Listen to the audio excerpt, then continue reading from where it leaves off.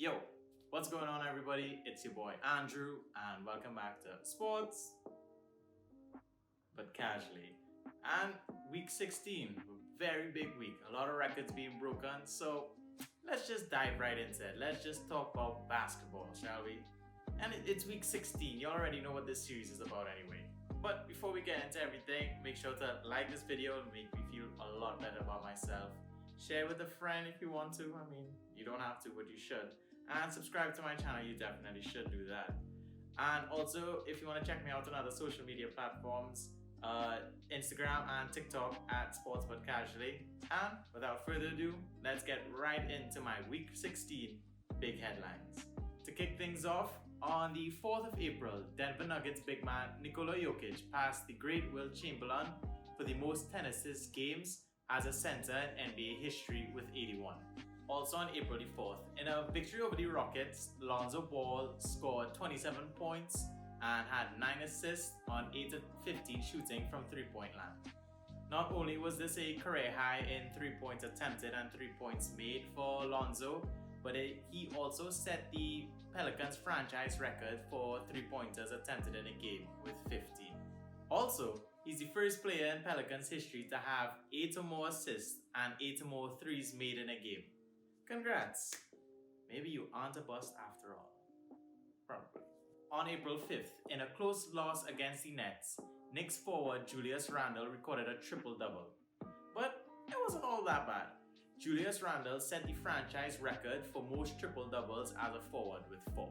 So, congrats. Moving on to April 6th, and Magic City wasn't the only place in Atlanta where men were making it rain. In State Farm Arena, the Atlanta Hawks set a NBA record for most 3-pointers made without a miss in a quarter, with 11 straight in the third quarter against the Pelicans. Good job, guys. Staying on April 6th, and that's when Pistons rookie Saddiq Bey broke the franchise record for rookie 3-pointers made with 106. On April 7th, that's when Pacers guard and fellow short king TJ McConnell became the first player in NBA history since stats were tracked first in the 1970 and 71 season to come off the bench and have multiple games with 15 points and 15 assists in the same game. It happened twice, on March 19th and April 7th. So, way to represent all the short kings out there, bro. Also on April 7th, Thunder 7-foot rookie. Hold on, I spent like 10 minutes learning how to pronounce his name. Alexei Pokusevsky. Yes, I think I got it. Anyway, on April 7th, Poku, as I'm now going to be referring to him as, set the Thunder franchise record for most threes made in a game by a rookie with 7. With that performance, he also became the youngest player in NBA history to make 7 or more threes in a game. Moving on to April 8th. In a loss against the Bulls, Raptors big man Chris Boucher scored 38 points and grabbed 19 boards, career highs in both categories. He becomes the first Raptor since Chris Bosh did it in 2010 to have a 35-point, 15-rebound game. And he's also the first Canadian to have a 35 and 15 game. So, congrats Boucher, you know I love you, bro. Come on. It's a loss, but fade for Kate, as always. Moving on to April 9th, and that's where Celtics player Jason Tatum scored 53 points and grabbed 10 rebounds. This is the first 50 and 10 game that a Celtics player has had since the great Larry Bird did it in 1989. And on April 10th, literally a couple of hours ago, the Raptors set a franchise record for most points scored in a half with 87 against the Cavs. Just so good. And now it's time for my one interesting thing that happened in week 16. And it's not only interesting, but it's magnificent. So on April 5th, new Raptors player Gary Trent Jr. scored a game winner buzzer beater to beat the Washington Wizards. He is now the youngest Raptor in franchise history to have a game winner buzzer beater, a record previously held by Vince Carter for like 20-something years. And just, guys, just look at it. Just, wow. Just look how sexy that is. Things you love to see. That. And now it's time to move on to my players of the week, starting as always in the Eastern Conference. And this week it was a big debate between Jason Tatum and Zach LaVine.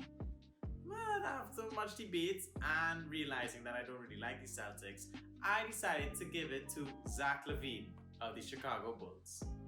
After struggling with injuries the last 2 weeks, LaVine regained his all-star form and has got the Bulls back on track to make a playoff push. He already seems to be forming a nice connection with new big man Nikola Vucevic. In the 4 games he played this week, he averaged 29 points and just above 7 assists and just above 6 rebounds a game, shooting almost 49% from the field and almost 38% from 3 on just above 9 attempts per game. Moving on to the Western Conference, and I decided to give it to Kawhi Leonard of the Los Angeles Clippers. Leonard was in full Terminator mode this week as he championed his side to 4 straight double-digit wins. In the 4 games he played this week, he scored just above 26 points, 7 assists, 8 rebounds, and shooting just above 53% from the field and just above 47% from 3 on almost 5 attempts per game. And now it's time for my Rookies of the Week, starting as always with the Eastern Conference Rookie of the Week. And look, it was gonna be RJ Hampton of the Orlando Magic until I saw that Raptors game. So, I'm wearing the wrong thing. Just give me a second. Much better. This week, my Eastern Conference Rookie of the Week is Malachi Flynn of the Toronto Raptors. After a slow start to his career, Flynn really benefited from the injuries to the Raptors' starting guards. His jump shot may not fall all the time, but he plays hard on D, and always makes good passes. In the 4 games he played this week, he averaged 14 points, almost 7 assists, and almost 5 rebounds, getting 2.5 steals a game and a block a game, shooting just below 43% from the field and 50% from 3 on about 4.5 attempts per game. Moving on to my Western Conference Player of the Week, and I decided to give it to Aleksej Pokusevski of the Thunder. 2 for 2. I can pronounce anything now. After a very slow start to the season, he seemed to be turning things around thanks to the bigger role he's been given. It's just a shame that he got injured in Saturday's game, which I won't count in his stats since he only really played 8 minutes. In the 3 games he played this week, he averaged 18 points, 2 assists, and just above 6 rebounds a game, while getting a little more over a block a game as well, shooting about 44% from the field and 44% from 3 on just a little more than 8 attempts per game. And now we've come to the final segment of the video, the conference standings. You already know what this is. Take a look from the end of last week to the end of this week and see how your team did. Were they really good and moved up in the standings, or were they just ass and they went down or didn't win a game at all? Or were they just mediocre and stayed the same? Guys, let me know in the comments below.